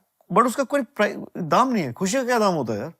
सो मुझे अपने लिए I hardly need any money यार. I need money only for my band. And there are about right now 17 people in the 18 people in the band. And I pay everybody very very well. So why don't you introduce your band? कौन है band में भी? so first I will take the name of DJ Bhaduri. He's the bass player. मैं हमेशा उसको band का backbone बोलता हूँ, बिकॉज जब मैं हर टाइम निराश हो जाता था, वो कहता नहीं करते ना, ये होगा. मैं हमेशा कहता हूँ, it was his belief more than my belief. So DJ is my closest friend. So तबले पे है Prashant Trivedi, phenomenal tabla player. Then on percussions is Rakesh Bhardwaj. Then on drums is Vishal Mehta. On guitars is Aditya Shankar Benia, and then Ambarish Saike. So whenever Aditya is not available, Ambarish, he plays. He's from your city. Yeah. Aditya also I know very well. So. Yeah. So then on keyboards we have Vishal Dikshit. We have 3 backup vocalists right now. Joyshri Basu and Deboshri Basu, and my son Kinshuk, he also sings. Oh, nice. So I'm very happy that he's humble enough to come and sing backup vocals with us when he's worked with Meera Nair and Aditya Chopra. So he's here for a vacation, so he also sings. Then that is the thing. Main lineup. Our engineer, sound engineer is Vikram Mishra. Our lights engineer is Kabir Gautam. I've told you about Alok manages, and our flute player is Akshay Sharma. So and there's an assistant manager also. We call him Bunty, but he's Anil. So ये लोग सब है, and there's a second guitar player also, Ashok Roy. Okay. Have I taken the names of everybody? अब आजकल तो ऐसा लगता है कि अच्छा ओ हाय अच्छा पूरी बारात आती है. But it's important to know because हम भी पॉडकास्ट के थ्रू ये बताना चाहते हैं लोगों को कि there is a team behind Absolutely. any artist and any Absolutely. band. I mean, all the people who are watching this podcast, they don't know how many people are off screen right now. And each one has his own job to play. And वो सारे jobs important है. 100%. और दुनिया में कोई भी चीज successful, I mean, Mukesh Ambani might have all the money in the world, but उसकी अगर अच्छी टीम नहीं होगी, he can't do it. I hope आपके जैसे लोग और ज्यादा सोचें. अब पॉडकास्ट देखेंगे तो शायद सोचेंगे. जरूर सोचना चाहिए. तो अब थोड़ा डिफिकल्ट और थोड़ा दुखती रग पे आते हैं सोशल मीडिया. तो सोशल मीडिया आप यूज करते हो? बहुत. अब तो मैंने ना कोविड के पहले मैं नहीं करता था, बट कोविड में बहुत सारा टाइम था तो, और हमने ना, मैंने क्या करना शुरू कर दिया, मैंने अपने परफॉर्मेंस शोज करने शुरू कर दिए on Instagram and Yeah. Facebook, which kept me connected with everybody, so the relevance didn't go down. So करते थे, बहुत सारे शो करते थे, और मैंने डिस्कवर किया सोशल मीडिया को. मैंने एक्चुअली, मेरा बहुत ही लोली ओपिनियन था, बट मैंने डिस्कवर किया कि उसको अगर आप अच्छी तरह से पॉजिटिवली यूज करो तो अच्छा, it's a very positive tool. तो आपके हिसाब से सोशल मीडिया कितना इम्पोर्टेंट है आज के दिन में? Very important, very very important, but it has to be used positively. Yeah, it depends on how you do it. Again, जैसे तूने बोला कि कोई डेमोक्रेटिक सेटअप होता है, वो धीरे धीरे फिर से बिक जाता है. वही इन लोगों के साथ प्रॉब्लम हो गई है, वो भी बिक रहा है. बट ठीक है यार, अगर आपको उतनी लालच नहीं है, उतना, और मेरे अंदर लालच नहीं है ब्रो, बिल्कुल ही लालच, किसी भी चीज का लालच नहीं है. शायद मटन का थोड़ा सा लालच है, बाकी किसी भी चीज का लालच नहीं है. तो मीम्स देखते हो? आलोक भेजता है और एरिक भेजता है तो वो दोनों के ना अलग अलग लाइक्स है. एरिक का एक डिफरेंट लाइक है, जो कि जिसके बारे में मैं बात नहीं करूंगा, और आलोक का मोर वैकी जो है चीजें भेजता है. तो मैं उनकी वजह से मीम्स देख लेता हूँ. अदरवाइज मैं I am not a surfer. मैं सिर्फ जाता हूँ फॉर हमारे पोस्ट और हमारी स्टोरीज, जो कि आजकल मैं खुद पोस्ट करता हूँ. मतलब आलोक एंड हम लोग साथ ही करते हैं, बट लॉट ऑफ स्टोरीज अब मैं खुद पोस्ट करता हूँ. दादा, आप जब ग्रो अप कर रहे थे तो आप कौन से आर्टिस्ट को ज्यादा सुनते थे? एल्विस प्रेस्ली को तो भाई मतलब जानते ही हम. Started with him. या कौन से आर्टिस्ट आप सुनते थे? जितने भी बैंड्स हैं ना, मैं I am a band guy, which is why मैंने बैंड बनाया. बट अगर आप आप कोई भी बैंड का नाम, Deep Purple, Led Zeppelin, Pink Floyd, the Who, डॉज, किसी का भी नाम ले लीजिए, बस मैंने उन्हीं को सुना है. लेड ज़ेपलिन, सबको मैंने बहुत सुना, और मतलब पी गया हूं मैं, इतना मैंने सुना है उन लोगों को. मेरे उस समय ना बैंडमेट्स थे, श्रॉफ ब्रदर्स, अशोक श्रॉफ और जितेंद्र श्रॉफ. उनके जब घर, क्वार्ट्स आपका बैंड था? यस, नहीं उसके बाद the first lineup, Quartz was a band in school. Yeah okay. The first lineup of Euphoria, तो दे वर विद मी. तो एक बहुत, क्वार्ट्स की भी मैं अभी कहानी सुनाऊंगा. एक बहुत बड़ी अलमारी थी, तो उसमें उन्होंने कैसेट रखे हुए थे, तब कैसेट्स थे, कैसेट से? ए से लेके जेड तक, सारे इंग्लिश आर्टिस्ट. वाओ. तो मैंने क्या किया, मैंने अपने थोड़े से दिमाग लगाया, मैं उनके कैसेट घर ले आता था, सुनता था, रिकॉर्ड करता था. तो मेरे पास ए टू जेड सारे गाने थे, यू नो, गाने और आर्टिस्ट थे. तो मैंने वो बहुत सुना था. अब अगर आप बोलोगे कि मेरा सबसे बड़ा इन्फ्लुएंस क्या था, it was Elvis Presley, there is no denying it. The Beatles, R D Burman. मैं ये भी कहूंगा कि इवन दो किशोर कुमार के primarily I have heard songs that he have sung, but I have heard his lot of his compositions also. कोई हमदम ना रहा, कोई सहारा ना रहा, बिकॉज मेरे पापा कलेक्टर थे ऑफ रिकॉर्ड्स. तो उन्होंने क्या किया, मुझे जितना भी म्यूजिक बना था ना हिंदी फिल्म्स में, या फिर कव्वाली में, या फिर गजल में, जो उस समय का इंडिपेंडेंट म्यूजिक था, you know, like Noorjahan, you know, उनके इन सब के प्राइवेट एल्बम्स थे. तलत महमूद साहब, देन हबीब पेंटर थे, उनके इन सब के अपने एल्बम्स थे. Everybody is legendary in this space. Yes, and I Each one heard of all them. Pankaj Malik. I've heard all Mehdi Hasan साहब. I've heard all the music. जितना भी म्यूजिक कभी बना होगा ना ब्रो, मैंने सब सुना हुआ है. बट यस, मेरा जो झुकाव था, it was towards English music, western rock music, वो भी रॉक म्यूजिक. मैं इतना, वो जो होते हैं ना वो सिंगर्स, मैं उनको ज्यादा सुनता नहीं था, बट रॉक म्यूजिक अभी आप सुनते हैं किसी को? सबको सुनता हूँ ब्रो, सबको और अप्रिशिएट करता हूँ. अभी recently I want to mention this कि रहमान का एक गाना आया है, which is in a film called Pippa. It's called Deewana Mastana ऐसे ऐसे उसमें this boy is dancing Ishaan I love the song it's a totally different song mostly अब मैं जो म्यूजिक सुनता हूँ मुझे आलोक भेजता है बट मैं इसको सुन के बहुत मजा आया मुझे रहमान का गाना and I loved it absolutely loved it otherwise I am a very big fan of Vishal Shekhar Sachin Jigar all of them मैं सब मुझे लगता है कि हमारे देश में जितना टैलेंट है ना कहीं नहीं है इनको खुला छोड़ दिया जाए ना तो ये क्या म्यूजिक बनेगा तो तुम सोच नहीं सकते मुझे ऐसा लगता है सिंगर्स भी मैं सबका ही फैन हूँ अरिजीत का फैन हूँ जुबिन का फैन हूँ जस्ट वंडरफुल सिंगर्स मतलब कोई कमी नहीं है इतने सारे म्यूजिशियंस हैं मैंने जैसे आदित्य है plays in industry is fantastic इतने सारे म्यूजिशियंस हैं तापस दा है ही इज सो तापस दा फैंटास्टिक तो irreplaceable musician है. Exactly I don't think there is anybody like him. दर्शन है ड्रम्स बजाता है क्या बजाता है फैंटास्टिक एंड इतने सारे यू नो सरोज है सो मेनी पीपल वॉरेन है आई द टैलेंट की कमी नहीं है मैं फिर से कह रहा हूँ उनको कैसे यूज करना है वो थोड़ा सा has to be democratic sooner और लेटर और आपने रिसेंटली कोई ऐसा म्यूजिशियन किसी भी फॉर्म में लिरिक्स सिंगर देखा है जो आपको लगता है that person is gonna be the future of the industry? मैं अमित का बहुत बड़ा फैन हूँ त्रिवेदी वो सचमुच अलग सोचता है अगर यूफोरिया फिल्मों में होता तो हम ऐसा म्यूजिक बनाते अमित से भी हमने पॉडकास्ट शूट किया था कुछ दिन पहले and he never dreamed of getting into films it just happened to him. वो लगता है हटके बंदा सचमुच हटके बंदा बिकॉज एक फिल्मी म्यूजिक का एक फॉर्मूला है वो नहीं फॉलो करता सचमुच नहीं करता ही इज अमेजिंग आलोक हाँ आई लव दिस बॉय यार हिज नेम इज किंग वो रैप करता है यार और मुझे मान मेरी जान हाँ मुझे अच्छा लगता है वो अलग वे है देख तारसी मैं ना जब किसी की भी चीज के बारे में सोचता हूँ ना मैं कभी बायस से नहीं सोचता मैं उतना मेरा ओपन माइंड है कि मैं हर चीज को एंजॉय करता हूँ और मैं अप्रिसिएट करता हूँ और रिस्पेक्ट करता हूँ वो चाहे किसी भी तरह का म्यूजिक हो किसी भी तरह का खाना हो किसी भी कोई भी तरह के लोग you don't have a specific thing. Specific नहीं यार I think the song is king ओ And you like king. it could be the song could be Badsha also but so I think the song is king and उसके आसपास जितने भी लोगों ने उस चीज को क्रिएट किया congratulations बट गाना सबसे बड़ा होता है लोगों को ये शायद पता नहीं होगा कि मैंने मायरी लिखा है या कंपोज किया है या फिर गाना सबको पता होगा. गाना सबको पता एवरीबॉडी नोस करेक्ट. तो आप जैसे रॉक तो आपका जॉनर है ही इसके अलावा कौन सा जॉनर ट्राई करने का मन है आपको? रैप 100% हिप हॉप रैप जल्दी आने वाला है.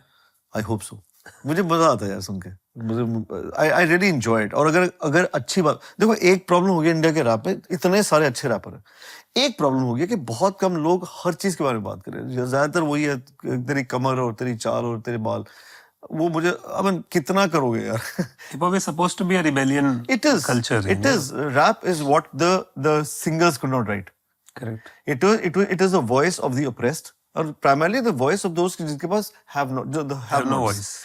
एग्जैक्टली सो हमारे देश में ऐसा होना चाहिए था जो कि द गली कल्चर गाइज हैड स्टार्टेड जो कि मतलब जैसे एक धारावाही था कुछ डिवाइन नेजी according to me is the man वो जो लिखता था ना दूसरा बंदा जो कि जो बहुत सचमुच बहुत अच्छा लगता है इस रफ्तार सचमुच बहुत अच्छा लगता है और जो तीसरा बंदा इस समय बहुत अच्छा लिख रहा है ईपीआर बहुत अच्छा लगता है एक्चुअली तुम कवि हो और कविता सुना रहे हो एक बीट पर करेक्ट.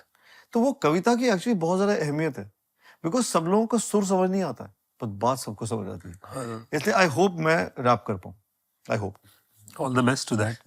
अभी छोटी छोटी कुछ बातें करते हैं कि एक तो आप सेल्फ टॉट हो कंप्लीटली तो आपके हिसाब से ट्रेनिंग कितना जरूरी है अगर किसी को म्यूजिक वेरी इंपॉर्टेंट. सो आप रियाज करते हैं? मैं अगर रियाज करता तो मैं फिल्मों में गाना गाता मेरा नाम होता रियाज साहब. आई एक तरफ से अच्छा भी होता है तारसे मैं हर चीज की दोनों तरफ देखता हूँ एक तरफ से लिमिटिंग भी होता है बिकॉज आपको इतना ज्ञान होता है ना कि आप अपने आप को खुला नहीं छोड़ते स्पॉन्टेनियस नहीं बनते और उसमें ना बहुत सारे लोग ना अपने आप को लिमिट कर जाते हैं मेरी कोई लिमिट नहीं है। तो कोई सही तरीका नहीं है म्यूजिशियन बनने का? नो नो कोई किसी के लिए जो ट्रेनिंग तुम्हारे सही लगता है, किसी के लिए हाँ, ट्रेनिंग नहीं भी सही हो बिल्कुल सकता है। बिल्कुल जिस तरह से तुम सोचते हो करो ना यार। मैं फिर से बोला ना, you have to be yourself. I mean कुछ भी हो जाए, तुमने जो तुम्हारी जो ड्रीम है करो ना। मैं चाहता था कि मैं एक ऐसा बैंड बनाऊं which is an Indianise form of all the great bands in the world. मैंने किया, उसको करने के लिए मुझे जो भी करना पड़ा मैंने किया। एज आई सेड कि ये सबसे अच्छा म्यूजिक नहीं है, बस सबसे बुरा म्यूजिक भी नहीं, ये मेरा म्यूजिक है। तुमने सुनना है सुनो, नहीं तो पिचक्यू। This is your honest artistic expression, you know. Yes, yeah, absolutely. Oh, This is who, yeah, this is who we are supposed to be ना। तुम आर्टिस्ट से क्या हो जो कि अपना अपना हुनर नहीं दिखा सकते, या जो भी है जैसा भी है। जैसे मुझसे मुर्कियां नहीं होती, ठीक है, तो मैं उन सबको बहुत एडमायर करता हूँ जो मुर्कियां कर सकते हैं। बट ये मतलब नहीं है कि अब मुझे बैठ के मुर्कियां करनी है। शायद यही मेरा स्टाइल है, ऐसे ही है। True. और आप जब क्रिएट करते हो तो आप अपनी पर्सनल लाइफ और क्रिएटिव जो काम है उसमें बाउंड्री कैसे क्रिएट करते हो? How do you differentiate between? There is no boundary. My music is my personal life. Everything I've written I know. मेरे साथ हुआ है, मैं जानता हूँ, मैं महसूस करता हूँ, मैंने एक्सपीरियंस किया, मैं वही लिखता हूँ, उसके बाहर नहीं लिखता। तभी तो एज आई सेड कि म्यूजिक ऐसे ही होना चाहिए, एक सिचुएशन नहीं होनी चाहिए, वो सिचुएशन आपकी जिंदगी, तभी आप ऑनेस्ट चीज लिख पाओगे। और कभी क्रिएटिव ब्लॉक आता है? Of course. How do you deal with it, और how should one deal with it? Just let yourself go यार। आई मीन कुछ और करो, वो चीज करनी ही करनी। तभी तो आई एम वेरी ब्लेस्ड कि मुझे किसी के लिए म्यूजिक नहीं बनाना ना, मुझे अपने लिए म्यूजिक बनाना है। मैं ही लेबल हूँ, मैं ही एमडी हूँ, मैं ही सब कुछ हूँ, मार्केटिंग ऑफिसर मैं ही हूँ, सब कुछ मैं ही हूँ। तो मुझे बैठ के फिर कोई प्रेशर नहीं है। हाँ, कभी ऐसा सिचुएशन आती है where you have to create something, जैसे हम लोग जिंगल्स क्रिएट करते हैं या फिर एंथम्स क्रिएट करते हैं, तब हो सकता है। But again you know it's a team of 14 आपके यहाँ रिजेक्शन का तो कोई स्कोप ही नहीं है? नहीं ऐसा नहीं है, रिजेक्शन तो होता है। Have you faced rejection? Of course. How do you deal with it? You write sad songs. Use the rejection to your Yeah, her rejection जब भी होती है ना, तो तुम्हें वो एक टाइम याद आता है जब तुम्हारा दिल टूट गया था। चाहे वो किसी भी चीज में रिजेक्शन आ जाए, कि मुझे आज बिरयानी खानी थी, नहीं मिली, रिजेक्शन हो गया। रात को बैठ के सोचो वो दुखी वाला समय, गाना आएगा ही आएगा, एक और दुखी सॉन्ग। तो यार मैं बता रहा हूँ, I don't take myself that seriously, I don't. Good. That's really good. It's life, सब अच्छा भी होगा, सब बुरा भी होगा। और एंशियस या नर्वसनेस होती है शो पे जाने से पहले? ओ यार वो तो आज भी हो गई थी। और मेरा एंग्शियसनेस होती है लूज मोशंस। बट आप तो क्वालिफाइड डॉक्टर, आप उसको हैंडल नहीं कर सकते? यार कर सकता हूँ, बट वो फिर क्या, दवाइयाँ खा के थोड़ा चढ़ूंगा स्टेज पे, चढ़ के पागल हो जाता हूँ। तो आई मीन वो दवाइयाँ खाऊंगा तो लिमिट में ना, तो दवाई नहीं खाते, तो उसके साथ डील करो, बस शांति रखो, पुशअप्स मारो, स्क्वाट्स मारो, बस that's what I do. But yes I get very, I tell you why, because bro क्या है ना कि मुझे ऐसा लगता है कि माय जो मैं हम लोग जो करते हैं स्टेज पे, that is my worship. The stage is my temple. तो ये चीज कमाल की होनी चाहिए, और वो भी इसलिए कमाल। मैं I don't know if you read about this, अभी हम few days back we were in Hyderabad, हम लोगों ने कोई पौने 2 घंटे का शो किया था, पुलिस ने शो बंद कर दिया। और बंद क्यों किया किसी को पता ही नहीं, कोई एक्सक्यूज नहीं दे रहे। तो हम लोग सबके सब वेट कर रहे हैं, Alok was trying to deal with the police and कुछ हुआ नहीं। मेरे मतलब bandmates were on stage, I was next to the stage. Eventually हमने क्या किया, एक बंदा आया हुआ था, उसके पास अकॉस्टिक गिटार थी। तो हमने अकॉस्टिक गिटार ली and we got off the stage and we made all the entire audience sit down. They all sat down and we did a show. 40 minutes, no mics, no amplification, no cables. And there were 12 to 1400 people that night. They all sat quietly, and whenever asking them to sing, they were singing with me. This is what I need in life. मुझे ना ये चीज, it's a bliss. मतलब मेरे हिसाब से इतना अच्छा शो कभी हुआ ही नहीं, कि एक ऑडियंस को पता है कि ये लोग ना विदाउट माइक्रोफोन्स गा रहे हैं, विदाउट एनी एम्प्लीफिकेशन गा रहे हैं, और एक ही गिटार, और बाकी सारे छोटे छोटे इंस्ट्रूमेंट लाइक शेकर्स हो गए। सो बट मेरे लिए बहुत अच्छा था।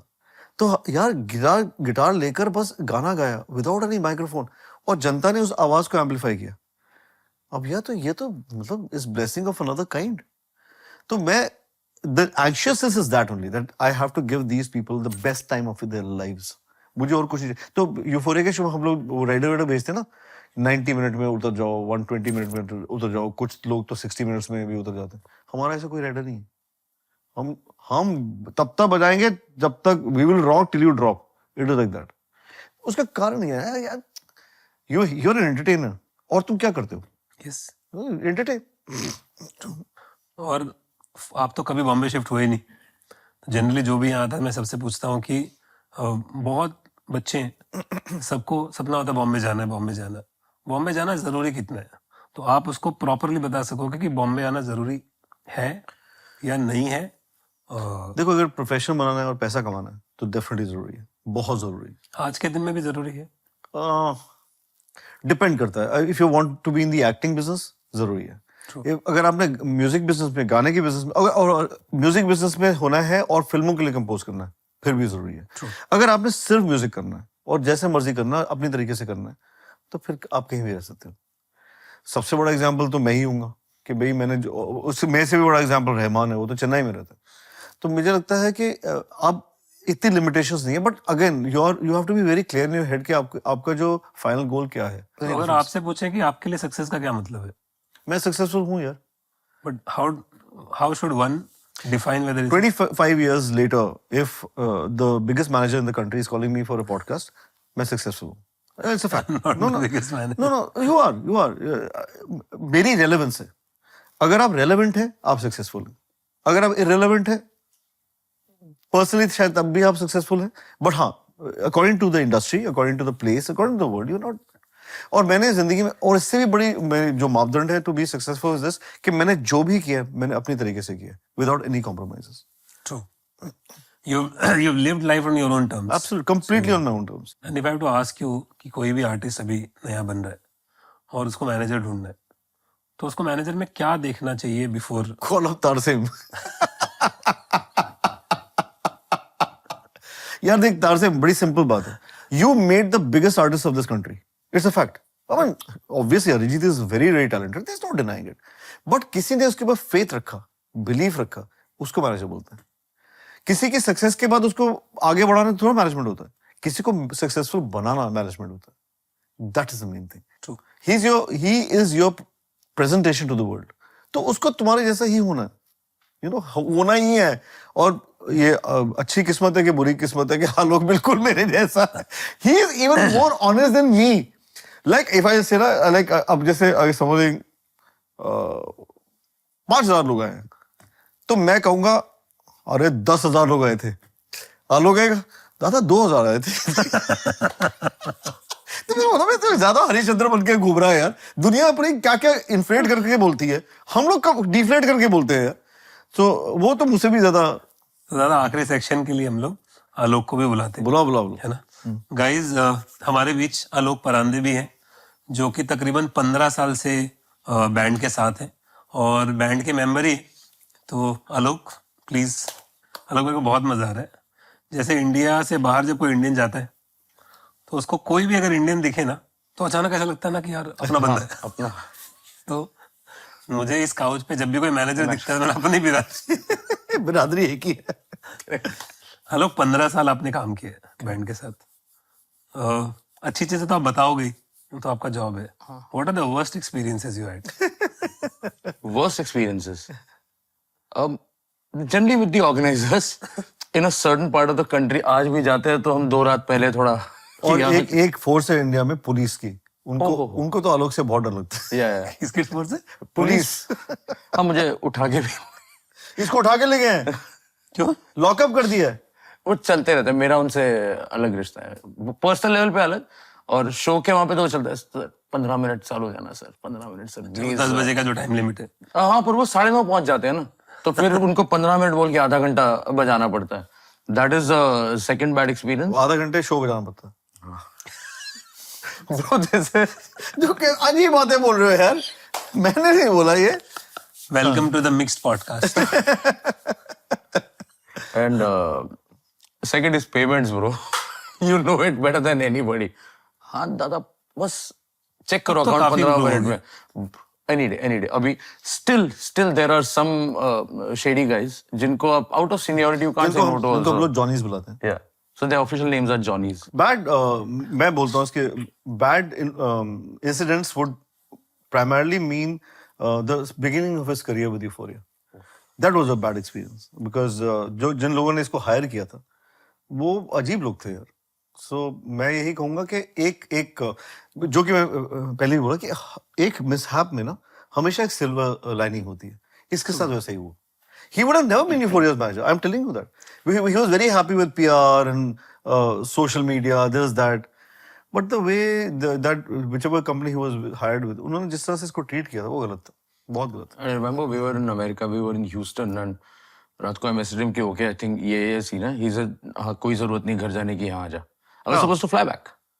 He said तू यहाँ आ जा, तो हमारे साथ सो जा. तो मैं you know with I think Vikram ji के रूम में that time we got an extra mattress in the room and I slept there that night. Otherwise कल मेरा पैकअप था कि चलो वापस. इसको उठा के बोला कि लो जाओ वापस. मैंने कहा कोई नहीं. तो अब वो अगले दिन आते हैं मुझे बताने के लिए कि हमने आलोक को फायर कर दिया. तो आलोक मेरे साथ खड़ा हुआ था. मैं कहा मैंने हायर किया. बट इन सारे इंसिडेंट एक बात पता समझ में आती है कि जब भी कुछ बुरा होता है तो एक बार के लिए ऐसा सोचना चाहिए कि शायद इससे बहुत अच्छा होने वाला है. बिल्कुल अग्रीड. एंड जो बेस्ट डिसीजंस होते हैं, बेस्ट चीजें शायद बुरा होने के बाद ही होती है. Absolutely. I was like a headless chicken पहला शो ही कलकत्ता में था तो बल्ले बल्ले हो गई थी. आलोक में देखो मैंने पर्सनली तकरीबन 50 से ज्यादा आर्टिस्टों को मैनेज किया. हाँ और मेरे को एक बात समझ में आई कि हर आर्टिस्ट एक्सेंट्रिक होता है. Correct. किसी ना किसी चीज के लिए. 100%. कोई परफेक्शन के लिए, कोई किसी और चीज के लिए. क्योंकि क्रिएटिविटी शायद निकलती वहीं से. That's a character of an artist. तो अगर मैं आपसे पूछूं कि दादा किस चीज को लेके एक्सेंट्रिक है, what is eccentricity in him? I think that's his idea. ये आइडिया अगर ऐसे है that if that's how it's been imagined on like at point number A, then it has to be that way at point number Z. So perfection of Yeah, perfection. Perfection of idea. Yeah. कि अगर ये idea ऐसे सोचा है ना तो sir फुटे हम आता ऐसे ही करना है हमें. अभी आलोक एक चीज नहीं बता रहा है.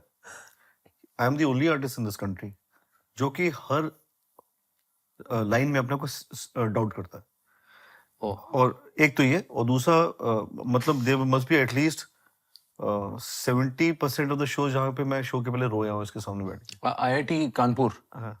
IIT Kanpur about 15. अब लिटरली तो उस टाइम होता है we had stayed at the guest house. तो वहाँ पे I had actually gone to just pick him up and the band was already backstage और ग्राउंड खाली था. IIT Kanpur you know show late चालू होता था. अंतरागिरी. It starts late. So he started getting a little nervous and all, and he had a complete breakdown. Complete breakdown. Yeah, and specific reason just like that. कि यार मैं तो ये बोला ना जब अगर मेरी रेलेवेंस नहीं है ना तो फिर मेरा यहाँ पे क्या काम. तो मुझे अब ये न्यूज मिल रही है कि ग्राउंड में तो कोई आया ही नहीं है. yeah. जहां पर कम से कम 20-25 हजार लोग आते हैं कि कोई आया ही नहीं है. अब क्या था कि वो लोग बैठ के डिनर खत्म कर रहे थे उसके बाद आना था उन्होंने. Yes, dinner. तो इसने मुझे आके बोला ऐसे और ये मुझसे कुछ नहीं छुपाता और मुझसे कभी झूठ नहीं बोलता. This is one rule between both of us. हम लोग एक दूसरे से कभी झूठ नहीं बोलते. जो है सो है. ठीक है गलत है तो तब भी बोलते. मेरा कंप्लीट मेल्टडाउन हो गया यार.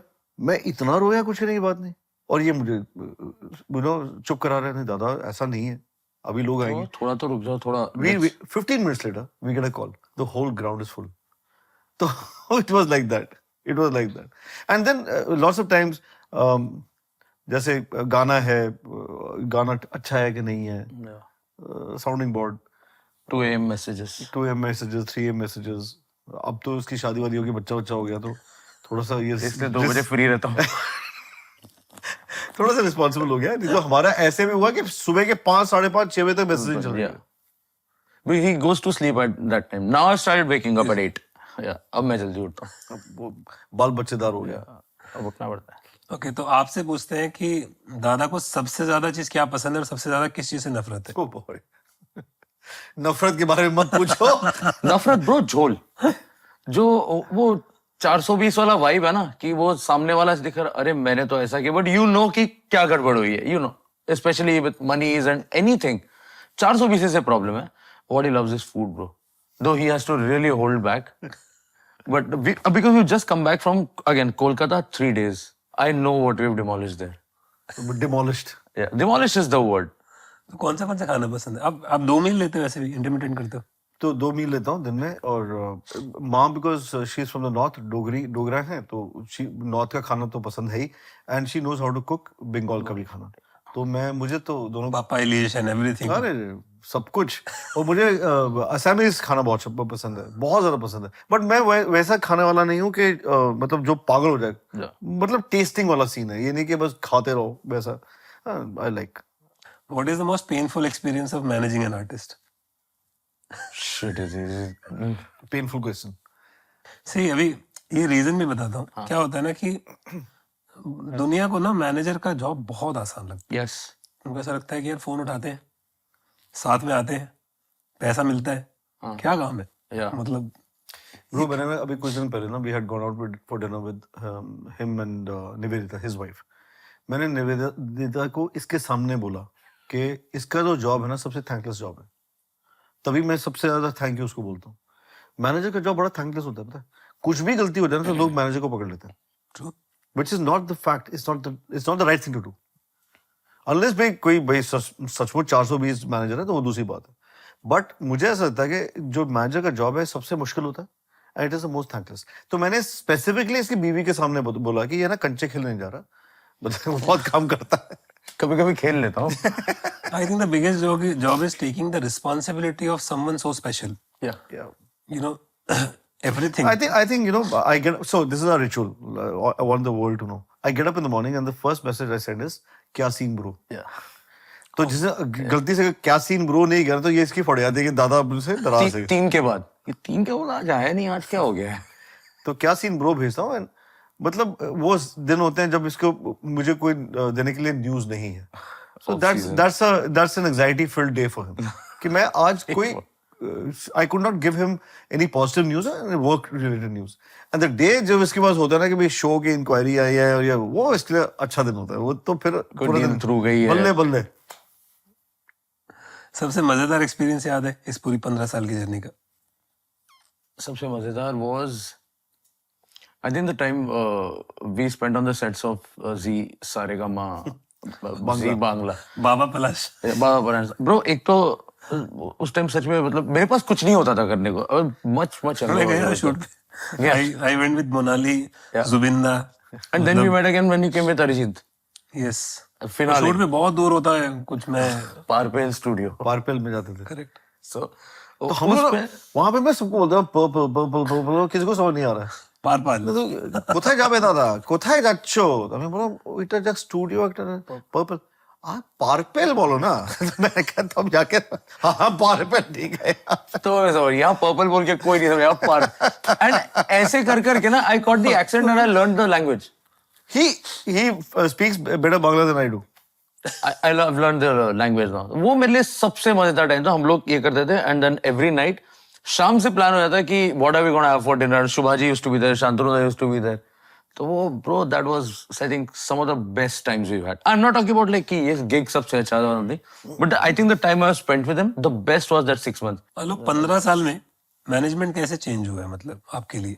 But I think what we were discussing before we started shooting, I think सबसे पहले भाई even when I started, the whole idea was yeah, whichever artists I've had a conversation with was like कि कितने show करेगा महीने, कितने show ले आएगा ये एक होता था। Right now that the way it's gone, I think it's about kind of charting that plot out for an artist कि let's aim at this in the next 3 years, let's aim at this in the next 5 years, or let's aim at this at least this year. There are a lot of artists जिनका 3 साल का you can't say because it's so dynamic. At least 1 साल का लोगों ने plan करना शुरू किया। इस साल हम लोग let's target this and do this. Let's do this on the recording front, on the brand front, on the live front of course. But the funniest thing is हमारी कभी ऐसे conversation हुई नहीं है। He is under no contract. Yeah. मेरे band में कोई भी मेरे साथ कॉन्ट्रैक्ट में नहीं। खुश हो, मेरे साथ दोस्ती है, मुझे प्यार करते हो रहो, नहीं करते हो। आई थिंक असली रिश्ता बिना ऑब्लिगेशन वाला रिश्ता ही असली होता है और वो लंबा चलता है। यार ब्रो गड़बड़ हो गई तो एक पेपर क्या मतलब वो गड़बड़ हो ही गया। इमोशनली अगर तुम फायदा नहीं है, इमोशनली तुम अटैच नहीं हो तो फिर कोई फायदा ही नहीं। 15 साल का सबसे फनीएस्ट इंसिडेंट क्या है? But then there was this, why do I again think Bengal bro? I was talking about Bard bro. So we were I just enjoyed this conversation. Yeah. ये bro वाला। bro, so there was this drive which we were doing from It was an epic night. From Calcutta to Kalyani. So I'm in Taj Bengal. Yeah. And I was supposed to do a film in which I was a villain. So who was organized? Narendra, Sajilda? No, this is not a show. This is a film. Film. It's a film. So in which I'm playing a villain. And I am opposite Rituparna Sengupta. जिसके साथ मेरा पहला scene था love making का. वो अलग कहानी है. वो मैं अभी इसके बाद जो कल्याणी में शूट हुआ था. कल्याणी में शूट हुआ था. There's a place called, you know Kalyani. Yeah, of course. So अब मुझे रात को बोला, इसको बोला गया कि हम लोग ना कल्याणी में शूट करेंगे. I am staying at the Taj Bengal in a suite, okay, and dada will have to go immediately Kalyani. तो इसने बोला कि Early morning shot है. कहाँ जाना है? इसे वीआईपी गेस्ट हाउस. तो मैंने कहा यार, ये मुझे आके बोलते दादा वहाँ पे कोई 5 स्टार नहीं है. किसी मंत्री का. हाँ, किसी मंत्री का. वहाँ पे वीआईपी गेस्ट हाउस है, वहाँ पे आपको रहना पड़ेगा. मैंने कहा चलो अब चलते हैं. हम चले. अब ये this is one of the first few years that he was with the band. So 2013. हाँ, 2013. So we are driving to Kalyani, and somebody from there is giving Directions. instructions. No GPS. There's no GPS. He's giving directions. आप उधर आ जाओ, वहाँ पे ये होगा, फिर होगा. आगे जब जाओगे एक मोर मिलेगा. तो ये बहुत बार सुनता रहा कि मोर मिलेगा, मोर. You know the Bengal Mode problem. मिलेगा. The D is the R and the R is the D. तो he's saying मोड़ मिलेगा. अब मैं ढूंढ रहा हूँ मोर का पुतला वहाँ पे. अच्छा, अब क्या हो गया? कुछ देर के बाद अब मैं भी सुन रहा हूँ कि वहाँ मोर मिलेगा, और मैं सोच रहा हूँ ये कैसे हो सकता है. एनीवे, अब थोड़ा सा और आगे जाते हैं. और ये पार्ट मैं आपको बताऊंगा. This is because I am watching this happen in front of me. तो कह रहा है वो फिर से बोला मोर मिलेगा. कहता है दिख रहा नहीं है, मोर कहाँ है? तो कहता है आगे देखो ना, आगे देखो. कहता है आप मोर बोलो ना, बर्ड. तो वो कहता तो है वो कंफ्यूज हो गया. कहता है नहीं दादा, नॉट बर्ड, मोर. टान. टर्न. जब उसने टर्न बोला था तो मैं इसको इससे बोला आप मोड़ बोल रहे हो क्या? तो वही तो बोला, मोर. We are both laughing. No, it doesn't end here. Now we reach a VIP guest house. It's a place called VIP guest house. It's not a guest house, which is a VIP. It was the worst place we've ever seen in our lives, यार. मतलब वहां पे तौलिया use करने को मतलब मुश्किल हो रहा था. चादरें वादरें तो छोड़ दो.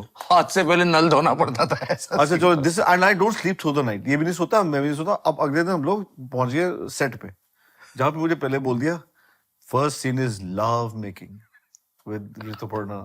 सो the camera is behind her and I am facing the camera. And bro the thing was that and she is a great woman. There were some 35 people behind the camera, और एक खड़ा हुआ है आलोक. तो अब ये मामला शुरू होता है और ये मामला खत्म नहीं हो रहा है. You understand, nobody is calling cut. तो mobile phones are out after that. हाँ, mobile phone, all that is happening. Alok की शक्ल ग्रीव है. फिर कहता है वो जो डायरेक्टर की बोलते हैं दादा और हॉबे ना. काट करो और हॉबे ना. And I think in that moment also I understood that how concerned he was about me. We were I mean he was understanding that it is making me uncomfortable. Yeah. Also it is making the lady uncomfortable, and nobody's protesting against it. He was the only one. And because I am on shot I can't say yaar band karo, ye karo, wo karo. इसने बोल दिया उसको दादा बंद करो. Then he called cut. We'll complete the story. Now VIP guest house से I've thrown a fit there कि ये नहीं चलेगा. We've been shifted होते दादा एक खाने बैरकपुर में ऑर्किड में. बोला ऑर्किड 4 स्टार, क्या बात है, थैंक यू, लेट्स गो. अब वहां पहुंचते वो ऑर्किड्स निकला. ठीक है, तो इट डिडंट एंड. मुझे ज्यादा इसलिए मैं सब फेस कर चुका हूँ. सब आप पूछे ना खराब इंसिडेंट्स. या bro there was like when we enter it was a चादर पलटू होटल. अंदर घुसते सारे पिंक कलर के हार्ट शेप तक किए. तो दे ओनली हैड 2 स्वीट्स, बाकी 9 दोनों हमको दे दिए थे. एक दादा को, एक मुझे. दादा प्रॉब्लम वाज वो जो बेड है आप The bed is also made like a heart. Heart पूरा शेप में तो with questionable stains. And I'm thinking यार ये तो गड़बड़ जगह है. But that it doesn't end over there. I lie down. There's a shisha on top. शीशा है ब्रो. शौकीन आदमी ने बनाया था होटल. थैंक गॉड कैमरा नहीं था. Who knows? Who knows? There might be a camera also. 100%. एक podcast तभी हो चुकी है मेरी. 100%. तो अभी आप लोगों ने लाइव शो परफॉर्म किया इतना सारा. Best city for you to perform live. Which is your favourite city? Again, bro, this country has adopted us seriously. मैं सच कह रहा हूँ. मैं हमेशा स्टेज पे ये बोलता हूँ कि देखो हम सबसे ज्यादा हाइप्ड भी नहीं है, हम सबसे हाईली पेड भी नहीं है, हम सबसे ज्यादा बजाते भी नहीं है शोज. बट यू नो आप लोग जितने भी लोग हो, आप लोगों ने हमें you have accepted us with full honesty and love and I am grateful for that. वो चाहे कोई भी सिटी हो ब्रो, हमने ऐसी ऐसी सिटीज, अभी दीमापुर बजा के रहा है ऐसे, people were going crazy there. I didn't even know they will know our songs. Kolkata, Bombay, Pune, Delhi तो है, you know, Bangalore, wherever we are going with this, because we are taking the tour to the entire country. You know, इतने अच्छे लोग मिल रहे हैं, क्या बोलूं, favourite तो बोल ही सकता. हेलो, मेरा आखिरी सवाल आप लोग के साथ वाला सवाल. Then I have couple of questions for dada. अच्छा, आज हम लोग कल सुबह जा रहे हैं घर वापस. मैं खाना मंगा रहा हूँ. तो अभी 15 साल का रिश्ता है. मान लो मैं एक नया मैनेजर हूँ, शुरू कर रहा हूँ एक आर्टिस्ट के साथ. मैं भी चाहता हूँ कि मेरा ये रिश्ता जिंदगी भर चले. किन चीजों का ध्यान रखना चाहिए जिनसे रिश्ता जिंदगी भर चलता है? I think the best thing is to have that transparency. वो सब आधी मैंने जितने भी स्टोरीज सुने ना, इसके साथ गड़बड़ हो गई, उसके बाद, I think the one common thing between all of the stories that I have heard was the lack of transparency. कि कुछ ना कुछ कहीं ना कहीं एक ट्रांसपेरेंसी निकल जाती है for any relationship. I think there is that level of transparency, it will work. और कुछ नहीं, जस्ट बी ट्रांसपेरेंट. बाकी तो यार nobody is perfect. I am not the most perfect manager. मैंने भी गोची करी, but whenever I have done a mess up, I have called him up and said गड़बड़ कर दी दादा. I have literally made that call. दादा मुझसे गड़बड़ हो गई. को जितने भी लोग मेरे से काम करते हैं, मैं उनको यही बोलता हूँ, मुझे सीधे बोल दो ना, गड़बड़ हो गई, गड़बड़ हो गई, हम लोग साथ सॉल्व कर लेंगे. तो दादा मेरे छोटे छोटे सवाल है जाते जाते. पहली चीज, आप बैंड चला रहे हो 25 साल से, तो आजकल बहुत कम बैंड्स फॉर्म होते, but there is a possibility and there is a requirement of more bands to come. Yes. ये बैंड्स बने और लंबा चले, उसके लिए किन चीजों का ध्यान रखना चाहिए कि ये तो करनी ही चाहिए और ये बिल्कुल नहीं करनी चाहिए? एक बैंड लीडर डेफिनेटली होना चाहिए, एक क्लियर पर्सपेक्टिव होना चाहिए, पाथ होना चाहिए, और बैंड लीडर को हम्बल होना चाहिए. सब कुछ अपने लिए नहीं चाहना चाहिए, सबके लिए चाहना चाहिए. मैं वैसा, जैसे मैंने अपनी जिंदगी में किया, मैं चाहता हूँ जितने भी लोग मेरे साथ काम करते हैं वो लोग सब सक्सेसफुल हों. Which is why there is no contract, there is no limitation. तुम जिसने जो करना है करो, जिससे आपके सपने पूरे हो सकते हैं. That is the first thing. You know, the band जो लीडर होता है उसको हम्बल रहना है, और वो एक लीडर होने के साथ साथ वो उसका काम ये भी है कि वो यूफोरिया, जो भी बैंड है उसका सबसे मेहनती इंसान भी हो. True. और उस बैंड में ऐसे लोग होने चाहिए जो कि फॉलोअर्स बनने के लिए राजी होने चाहिए कि भी हम लोग फॉलोअर्स हैं. ये नहीं कि कोई तुम्हारे साथ गलत करे या फिर ज्यादती करे, बट फॉलोअर्स कि अगर हम लोग एक पर्सपेक्टिव, एक प्लान है, तो let's all stick to it. That is the only thing. And Well said. one for all and all for one. You know, the band has to be a family. It has I to. wish there are more and more bands coming in, There should especially be. independent. There should be, यार. Organic music से bands ही बना सकते हैं.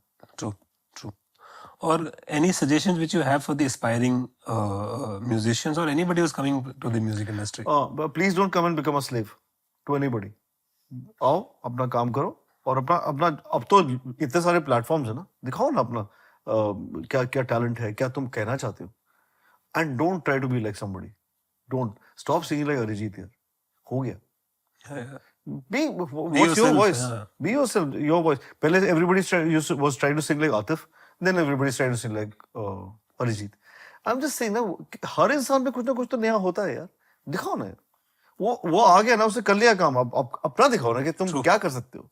That's the second thing. And third, always compose yourself. Don't try to come here to be a singer. Come here to be a musician, a complete musician. जो तुम्हारा गाना होगा वही रहेगा. And if you had to change one thing in the music ecosystem, I'm not calling it an industry because you don't like it. There are many. There are many. You know it, bro. We all the people who work hard and love music, now we all know what's the problem. हमें सबको पता है कि क्या problem है. But हाँ, मैं तुमने बोला ना ecosystem, that's a very good word. It is an ecosystem and it should be treated with more respect. There should be more respect for merit and everything should not be bought. अगर ये सब चीजें change हो सकती हैं, it will be great. But अगर सभी के सब बिकाऊ हो जाएंगे तो तुम क्या करोगे? बट हाँ, मैं ये कहूंगा, और मैं हमेशा ये बात कहूंगा, एज यू करेक्टली सेड, जो चीज अच्छी, जो हीरा होगा ना, वो इट विल शाइन. Yeah. वो किसी भी वो रास्ता situation ढूंढ में लेते हैं, ढूंढ कहीं ना लेगा कहीं वो, that diamond will shine. But again I will say this, there should be an independent music industry in this country, for the artist, by the artist, of the artist. दादा thank you so much for being yourself. Always. हमने काफी देर बात की और मुझे मेरे ख्याल से एक सेकंड भी ना ऐसे डिस्कम्फर्ट महसूस नहीं हुआ. Thank you for making me so comfortable because please understand my situation कि मैं आपको 16-17 साल की उम्र में स्टेज पे देख के अगर सीधा कोई ऐसे हम ज्यादा मिले भी नहीं है. बिल्कुल नहीं, बट मेरे ख्याल से हम 2 या 3 बार ही हमारी मुलाकात हम हुई लोग, है. बट हम एक दूसरे को जानते हैं. मैंने बोला ना, वो इज्जत होनी चाहिए. एंड मेरे मन में तेरे लिए बहुत इज्जत है, बहुत इज्जत है. और मुझे पता है कि तूने क्या किया जिंदगी में, दुनिया को पता है कि तूने क्या किया. कोई इस चीज को एक्सेप्ट करे ना करे, मुझे नहीं फर्क पड़ता, मैं एक्सेप्ट करता हूँ. मुझे पता है कि what you have done, and you are humble enough not to tom it everywhere. We all know what you have done. And if there is an example for a man, I always give him your example. This is management. What you have done, इसको management बोलते हैं. और वही जो तू कह रहा था, वो डेट, वो क्या बोलते हैं, writers, booking agents. You have never been that. मुझे तो नहीं पता यार. इनिशियल डेज आई मीन मुझे पता ही नहीं था. Bro, you come from a very simple state.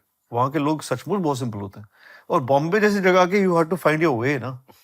But you found your way, you made your place, that's it. And in fact, like the relationship you have, I have the same relationship with Zubinder. Yeah. And we know about that. And And I in think we fact, have a picture of 4 of us together. I fought with him once and I told him that, listen, work no bhai, because I'm young. I'm 23, 24. I know you don't want to do something. जैसे आप young वाली बात भी बोल रहे थे ना. So when I started working with him, I always used to tell people that, listen, I'm 24, he's 34. I look 34 because I'm a manager. He looks 24 because he's my artist. नहीं यार, ये तो मुझसे बहुत छोटा लगता है यार. बच्चा लगता है ये तो. So, and he told me to come to Bombay. He told me that, listen, तू जा रही, मतलब, but हाँ, जाएगा तो अच्छे से काम करके आना. नाम खराब मत करना. Zubin was a lovely guy. That's what the relationship between artist and manager. And I again one more thing I believe कि आपकी niceness कितनी है ना, वो आपकी आवाज में सुनती है, सुनाई देती है. मैं ये believe करता हूँ. True. वो आपके काम में दिख जाती है. Zubin again, यार fantastic guy, lovely guy. And हम again we met 2, 3, 4 times. But then you know the simplicity of the guy. See bro, he's so big he can give attitude to anybody. ये fact है. मतलब there's a region in India, or maybe lots of regions, जो जिनके लिए तो वो मतलब भगवान है. Yes. But he's a simple man. और वही simplicity is his greatness. True. तो हम बातें हमारी ये चलती रहेगी. हम बातें करते रहे बट बहुत मजा आया. Thank you so much. बहुत ज्यादा मजा. Thank you for calling me. Thank you Alok for being a sport and joining us. Thank you so much. Thank you for calling me. Thank you so much. Tarsem, thank you so much.